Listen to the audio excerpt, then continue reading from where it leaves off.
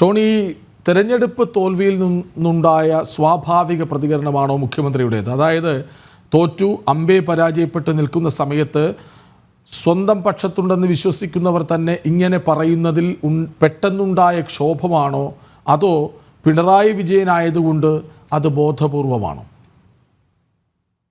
ഞാൻ ആദ്യം തന്നെ എനിക്ക് മുമ്പ് സംസാരിച്ച അദ്ദേഹത്തിന്റെ സഹപാനലിസ്റ്റിന്റെ ഇതിനൊരു മറുപടി പറയാം. ഒരു എമോഷണൽ ഒരു അപ്രോച്ച് മാധ്യമങ്ങളുടെ ഭാഗത്തും എല്ലാം ഉണ്ടായിട്ടുണ്ട് എന്ന് പറയുന്നു. അങ്ങനെ ഒരു എമോഷണൽ അറ്റാച്ച്മെന്റ് അപ്രോച്ചിൽ തന്നെയാണ് 2021 ഇടതുപക്ഷ ജനാധിപത്യ മുന്നണിയുടെ ഭരണ തുടർച്ച സംഭവിച്ച പിണറായി വിജയന്റെ രണ്ടാം ഗവൺമെന്റ് ഉണ്ടായത്. അന്ന് എന്താണ്, ഒരു കിറ്റ് കൊണ്ട് കൊടുത്തപ്പോ, അല്ലെങ്കിൽ ഒരു പ്രളയകാലത്ത് എടുത്ത നടപടിയുടെ പേരിൽ, ഇതൊക്കെ പിന്നീട് നമ്മൾ കണ്ടത് എന്താണ്? ആ പ്രളയത്തെ മുഴുവൻ വിറ്റുകാശാക്കി, ആ കിറ്റിനകത്ത് പോലും അഴിമതി നടത്തി. പക്ഷേ അത്തരത്തിൽ അതിനെ അങ്ങനെ ഒരു ഇമോഷണൽ അപ്രോച്ച് ചെയ്തിട്ടുണ്ടെങ്കിൽ ആ ഇമോഷണൽ അപ്രോച്ചിനെ ഏറ്റവും ഗുണകരമായി ഉപയോഗിച്ചിട്ടുള്ളത് ഇടതുപക്ഷ ജനാധിപത്യ മുന്നണിയാണ്. പക്ഷേ ഈ തെരഞ്ഞെടുപ്പിനെ പാർട്ടിയുടെയും ഭരണത്തിന്റെയും വിലയിരുത്തലാകുമെന്ന് പറഞ്ഞ് ഞങ്ങളാരുമല്ല, നിങ്ങൾ തന്നെയാണ്. അത് അദ്ദേഹത്തിന് പിണറായി വിജയനായിട്ടുള്ള പാരയായിരുന്നോ എന്ന് എനിക്കറിയത്തില്ല. പക്ഷെ ഒരു കാര്യം തീർത്ത് പറയാം, പിണറായി വിജയന് നന്നാകാൻ ഉദ്ദേശമില്ല എന്നുള്ളതിന്റെ ഒന്നാമത്തെ ലക്ഷണം, ഇന്നലെ പറഞ്ഞു ഞാൻ തെറ്റുണ്ടെങ്കിൽ തിരുത്തും.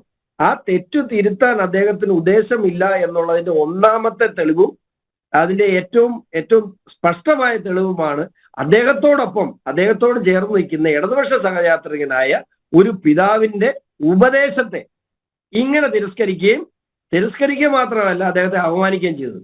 ഇത് ഒക്കെ കേരള സമൂഹം കണ്ടുകൊണ്ടിരിക്കുകയാണ്. ഇവിടെ ഒരു വിഭാഗം ഇതെല്ലാം കണ്ടുകൊണ്ടിരിക്കുകയാണ്. അവിടെ കൃത്യമായ ഒരു പ്ലേസിംഗ് കിട്ടിയപ്പോൾ ഒരടി നിങ്ങൾക്ക് തന്നു.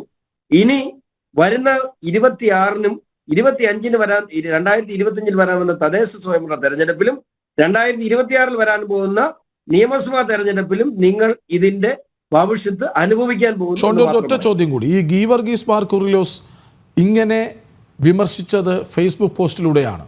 ഒരു പത്രം തന്നെ എഡിറ്റോറിയൽ പേജിൽ അച്ചടിച്ചു വയ്ക്കുന്നു, ധാർഷ്ട്യം പിണറായി വിജയനുണ്ട്, SFIയുടെ അക്രമമുണ്ട്, അതായത് ഭരണവിരുദ്ധ വികാരമുണ്ടെന്നതിന് തെളിവാണ് എന്നൊക്കെ. സുപ്രഭാതം EK സുന്നി വിഭാഗം സമസ്തയുടേതാണ്. അതിനെന്തുകൊണ്ടായിരിക്കും മറുപടി വൈകുന്നത് അല്ലെങ്കിൽ മൗനം പാലിക്കുന്നത്? വാ തുറക്കാൻ പിണറായി വിജയന് ധൈര്യം ഉണ്ടാകുമോ? സമസ്തക്കെതിരെ വാ തുറക്കാൻ പിണറായി വിജയന് ധൈര്യം ഉണ്ടാവില്ല. ഇത് മാത്രമല്ല, എത്രയോ വിഷയങ്ങളുണ്ടായി.